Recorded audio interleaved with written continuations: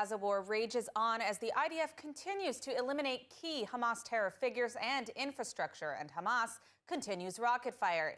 It's been a busy week on Israel's other borders as well, with the IDF striking Syrian terror targets and Hezbollah in Lebanon.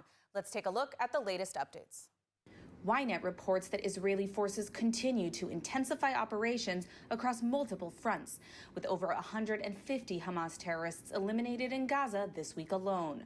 According to the IDF, the targeted strikes included high-ranking commanders and terror cells operating within civilian infrastructure, including mosques, residences, and a school. IDF ground troops also uncovered massive tunnel networks used by Hamas, including a 330-foot tunnel stretching beneath the Hamad city complex in Khan Yunis. Inside, soldiers found explosives, ammunition, and intelligence material. This afternoon, Hamas also fired 2 rockets towards southern Israel. One was intercepted and one landed in Zimrat, less than 100 meters from a kindergarten full of children. No injuries were reported. In Lebanon, the IDF carried out airstrikes against Hezbollah targets, including military structures, rocket launchers, and anti-tank units. Tensions also remain high in Syria, where Israel targeted Iranian-backed militants following rocket fire towards the Golan Heights. Meanwhile, in the Red Sea, Yemen's Houthi terrorists claimed they fired a ballistic missile at IDF targets early this morning. The missile was intercepted by the U.S.-led coalition outside of Israeli airspace.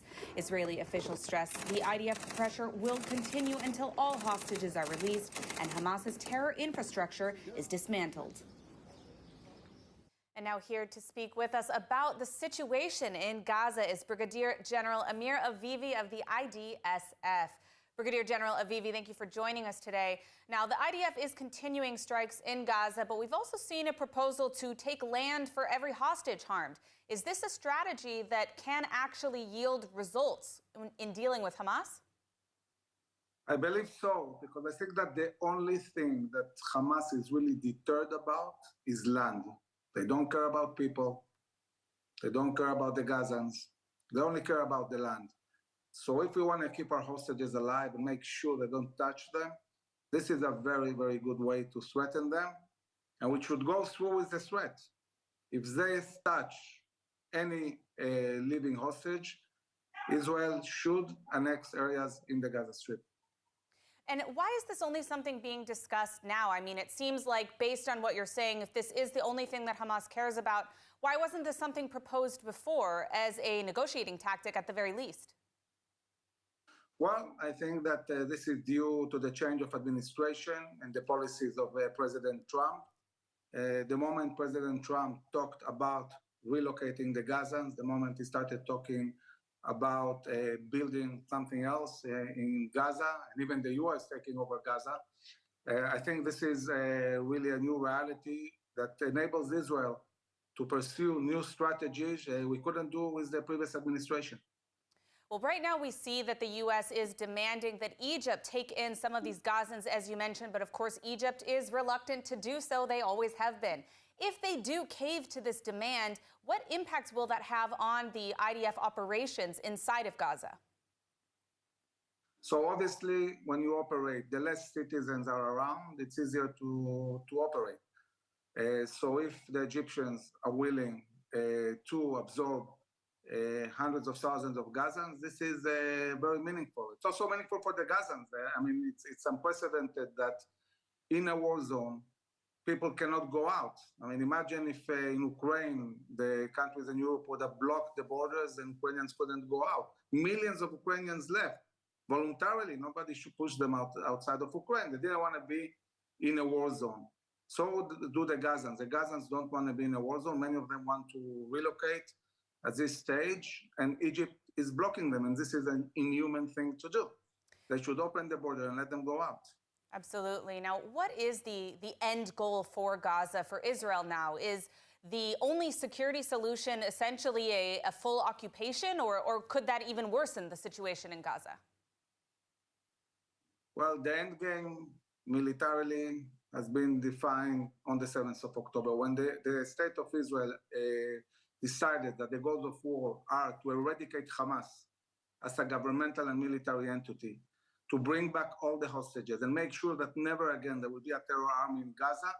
There is only one realistic way to achieve this. This is conquering the Gaza Strip, destroying Hamas completely, as a military and as a governmental entity, and then pushing forward Trump's plan to relocating the Gazans. I believe not all of them will be relocated, and therefore we need a new solution. The government of Israel is saying crystal clear, the day after Hamas, there will be no Hamas, no Palestinian Islamic Jihad, and also not the Palestinian Authority. So the only real choice is working with local clans. And by the way, we see demonstrations all over the Gaza Strip. Some of these demonstrations are led by clans who are saying, that's it, we want a change. We understand that Hamas is not the future. They understand that the IDF is going in at a certain point. The IDF will launch a decisive attack on Gaza. The next time there is a full-scale attack on Gaza, it will be also the last time. And they understand that. They understand that it's imminent, it will happen, and now they're considering again what they should do, and they understand that there won't be Hamas at the end of the day. Now, there are some Israelis that have expressed concern that the resumption of this war could endanger the fate of the remaining hostages, particularly the living hostages. We are almost out of time, but I want to get your response to this. Why is it necessary for the IDF to continue this war militarily right now? So the only realistic way to release the hostages is mount military pressure. Israel is not giving up the hostages. Israel intends to bring back all of them, all the hostages, but you cannot achieve this without military pressure. Look, Gilad Shalit was a hostage 5.5 years. We're not going to agree to a reality that they have hostages for 5 years. Why did it stay 5 years? There was no military pressure. So the moment we started the war and started applying military pressure, then they started releasing hostages. Now that we started attacking Gaza, they're back discussing the issue of releasing hostages. And the more pressure we mount, the better are the chances to release hostages. And when we threaten them that if they touch the hostages, we'll annex areas, I think this is a pretty good way to try and ensure, and there is no 100%, we're talking about monsters, to keep our hostages alive until we manage to release them. All right. Well, unfortunately, we're out of time, but thank you, Brigadier General Amir Avivi. My pleasure.